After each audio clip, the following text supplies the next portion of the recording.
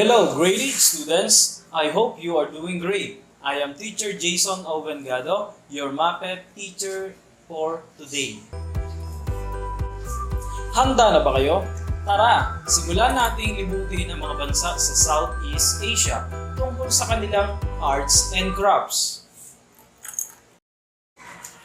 Here are the objectives. At the end of the lesson, you will be able to: Number 1. Identify the characteristics of the different arts and crafts of Southeast Asian countries. Number 2.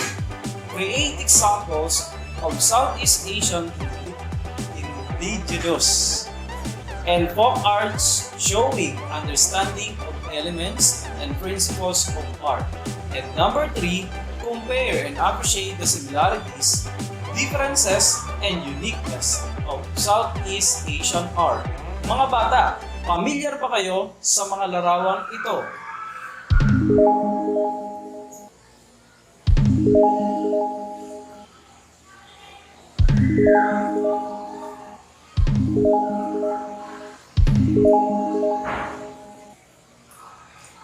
Don't worry, my dear students. As we go along with our topic, you will encounter those features in our lesson. Tara, simulan natin sa bansang Thailand.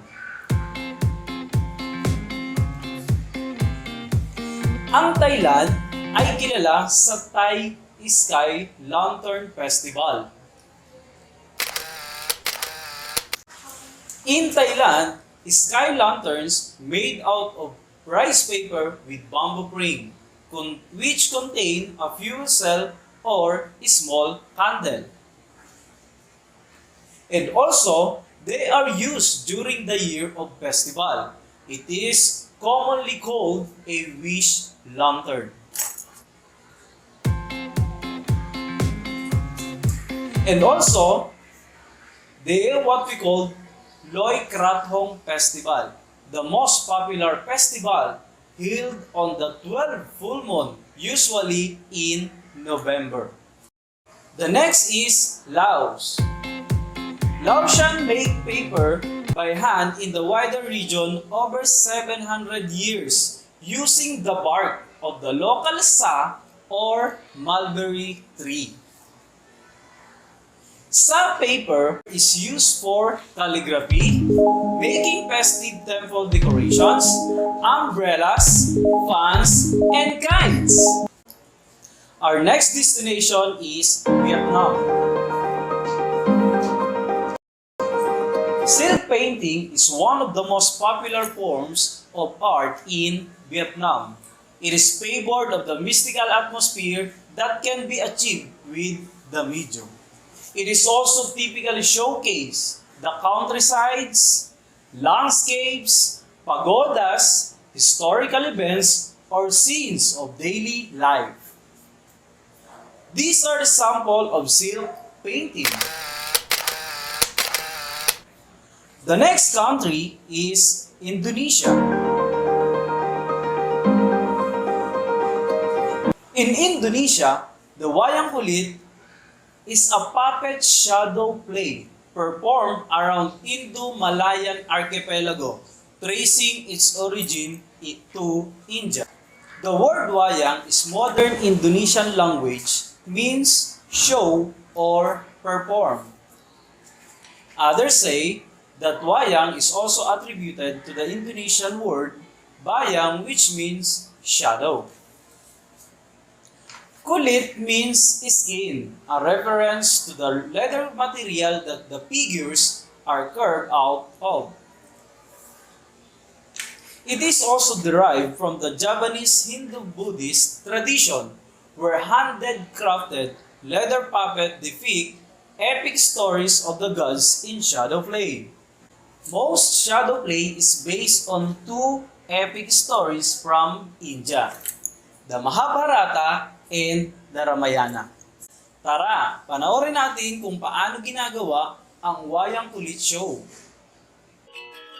The puppets are moved behind the cotton or linen screen by a dalang or a puppet master.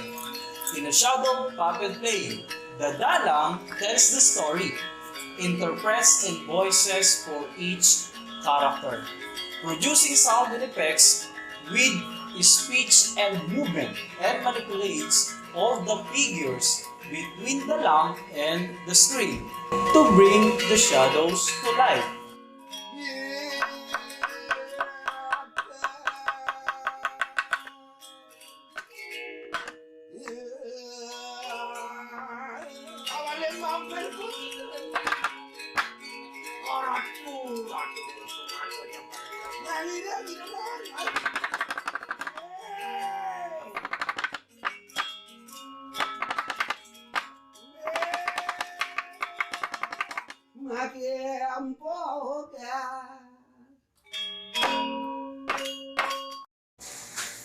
The next country is Malaysia. In Malaysia, wow kite is uniquely designed Malaysian kite. Its wings are similar to an Arabic letter pronounced wow. The farmers use kites as scarecrows in the field of the means to lull their children to sleep so they could work with little interruption. Here is a sample of wow kite. Next country is Brunei. Songkok is a cap widely worn in Indonesia, Brunei, Malaysia, Singapore, and the southern Philippines. Songkok mostly worn by male Muslim in formal occasions such as wedding feasts, funerals, or festive occasions such as the Muslim Idil Fitr and Idil Adha. Songkok is also called pitsi or kopya. There are three categories of men's headgears in Brunei. Number 1, dastar. It is a piece of cloth tied around the head. Songkok or kopya, a type of cap made from velvet. Tengkolok or sarban resembles a turban and is a typical headdress in the Middle East. Identify the following sentences. Choose the letter of the correct answer. Number 1. It is one of the most popular forms of art in Vietnam, favored for the mystical atmosphere that can be achieved with the medium. A. Silk painting. B. Sack paper. C. Basket. And letter D. Songkok. The correct answer is A. Silk painting. Magaling mga bata! Number 2. This type of cup made from velvet. A. Silk painting. B. Sack paper. C. Basket. And D. Songkok.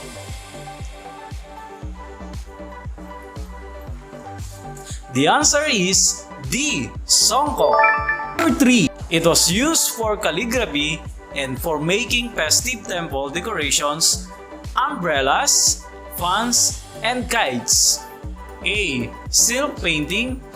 B. Sack paper. C. Basket. D. Songkok. The answer is B. Sack paper. Very good, students. Number 4.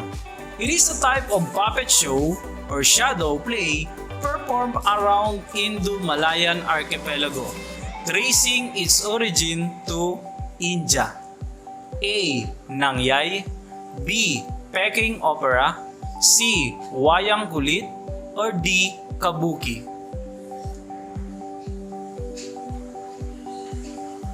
The answer is C. Wayang kulit. Very good, students. Number 5. It resembles a turban and is a typical headdress in the Middle East. A. Dastar. B. Sack paper. C. Tengkolok. Or letter D. Songkok.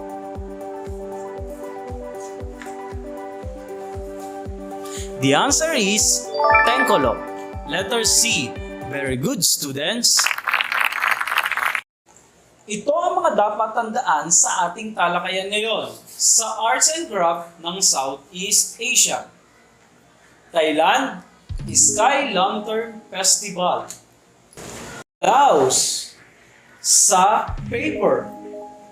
Vietnam, silk painting. Indonesia, wayang kulit. Malaysia, wow tide. Brunei, the star, Songkok, and Tengkolok. I hope with this video lesson, you are guided to answer your activity. Hanggang susunod, paalam!